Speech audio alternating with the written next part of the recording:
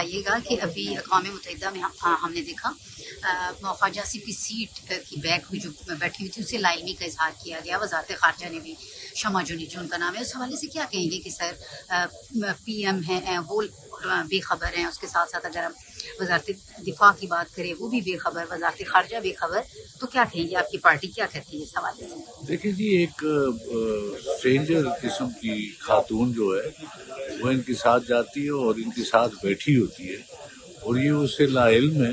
یہ عجیب جیسی بات لگتی ہے. یہ لگتا ہے کہ سم تھنگ از فشی, کہ ویسے تو ہماری وزارت خارجہ کی طرف سے وہ نہیں جا سکتی جب وہ ڈیلیگیٹ نہیں ہے, جب وہ کسی منصب پہ نہیں ہے یا پاکستان کو ریپرزینٹ نہیں کر رہی, تو وہ کیسے ان کے ساتھ جا سکتی ہے.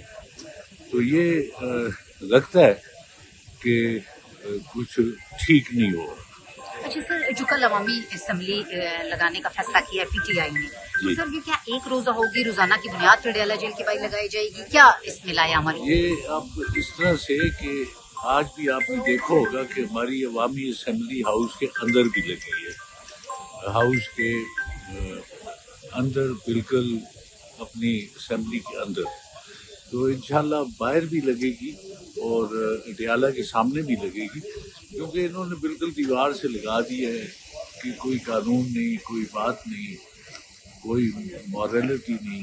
تو اس لیے ہمیں کچھ اس طرح سے کرنا ہوگا کہ انہیں سمجھ آئے کہ یہ ملک ہے, اس کا آئین ہے, اس کا قانون ہے, اور اس پہ ان کو چلنا پڑے.